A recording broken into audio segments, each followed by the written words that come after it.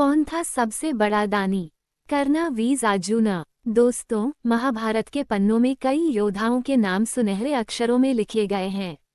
अर्जुन जैसा धनुर्धर और भीष्म जैसा प्रतिज्ञा पालन करने वाला शायद ही कोई दूसरा हो। लेकिन जब बात दान की आती है तो दुनिया सिर्फ एक ही नाम लेती है, दानवीर कर्ण।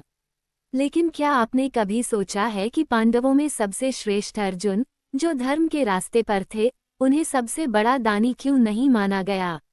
आखिर क्यों श्री कृष्ण ने अपने प्रिय सखा अर्जुन की जगह अपने शत्रु कर्ण को दानवीर की उपाधि दी? आज की इस वीडियो में हम आपको उस घटना के बारे में बताएंगे जब स्वयं भगवान श्री कृष्ण ने अर्जुन का भ्रम तोड़ने के लिए एक ऐसी परीक्षा ली जिसने दान की परिभाषा ही बदल दी। ये कहानी आपकी सोच बदल देगी। बात उन दिनों की है जब महाभारत का युद्ध समाप्त हो चुका था। एक दिन अर्जुन और श्री कृष्ण आपस में बातें कर रहे थे। बातों ही बातों में अर्जुन के मन में छिपा हुआ अहंकार बाहर आ गया। अर्जुन ने कृष्ण से पूछा, हे केशव, मैं धर्म का पालन करता हूँ, जरूरतमंदों की मदद करता हूँ और मैंने भी जीवन में बहुत दान दिया है। फिर भी संसार सिर्फ कर्ण को ही दानवीर क्यों कहता है? मुझमें ऐसी क्या कमी है? श्री कृष्ण अर्जुन के मन का भाव समझ गए। वो मुस्कुराए और बोले, पार्थ, दान देना और दानवीर होना, इन दोनों में बहुत अंतर है। चलो, आज मैं तुम्हें प्रत्यक्ष प्रमाण देता हूँ। इतना कहकर श्री कृष्ण ने अपनी माया से सामने दो विशाल पहाड़ियों को सोने में बदल दिया। जी हाँ, देखते ही देखते वहां सोने के दो चमकते हुए विशाल पहाड़ खड़े हो गए। कृष्ण, अर्जुन, तुम्हारी परीक्षा यह है कि तुम्हें इन दोनों सोने के पहाड़ों को सूर्यास्त से पहले गांव वालों में बांटना है। शर्त यह है कि एक रत्ती सोना भी बचना नहीं चाहिए। अर्जुन को लगा ये तो बहुत आसान काम है। उन्होंने तुरंत गांव वालों को बुलाया और घोषणा कर दी कि वो आज सारा सोना बांट देंगे। अर्जुन एक पहाड़ के पास खड़े हो गए और अपने हाथों से सोना तोड़ तोड़कर लोगों को देने लगे। लेकिन यहाँ एक समस्या थी। अर्जुन लगातार काम कर रहे थे, लेकिन पहाड़ खत्म होने का नाम ही नहीं ले रहा था। दूसरी तरफ गांव वाले जो सोना ले रहे थे, उनकी लालच बढ़ गई। वो दोबारा कतार में लगने लगे। लोग आपस में लड़ने लगे कि मुझे कम मिला, उसे ज्यादा मिला। दोपहर से शाम होने को आई। अर्जुन पसीने से लथपथ हो गए, उनके कंधे दुखने लगे। लेकिन सोने का पहाड़ जस का तस खड़ा था। अर्जुन ने देखा कि वो जितना दान दे रहे हैं, लोगों की मांग उतनी ही बढ़ती जा रही है। वो थककर चूर हो गई और कृष्ण के पास आए।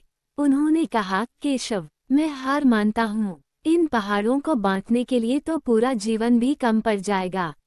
अब बारी थी कर्ण की। श्री कृष्ण ने कर्ण को बुलाया और वही शर्त रखी, कर्ण, तुम्हें ये दोनों सोने के पहाड़ सूर्यास्त से पहले दान करने हैं। कर्ण ने एक पल के लिए उन सोने के पहाड़ों को देखा।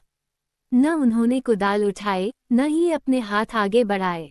कर्ण ने वहां से गुजर रहे दो साधारण से गांव वालों को बुलाया। कर्ण ने उनसे पूछा, क्या तुम्हें सोना चाहिए?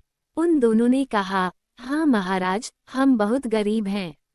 कर्ण ने तुरंत बिना एक पल भी सोचे उन दोनों सोने के पहाड़ों की ओर इशारा किया और कहा, ये दोनों पहाड़ आज से तुम्हारे हैं, इन्हें ले जाओ। इतना कहकर कर्ण वहां रुके भी नहीं, वो मुड़े और वहां से चले गए।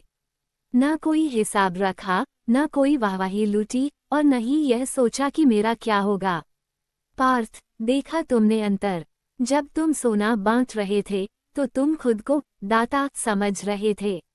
तुम ये हिसाब लगा रहे थे कि कितना देना है और किसे देना है। तुम्हारे मन में यह मोह था कि यह सोना मेरा है जो मैं दे रहा हूँ। लेकिन कर्ण ने जब दान दिया तो उसने एक बार भी यह नहीं सोचा कि यह सोना उसका है।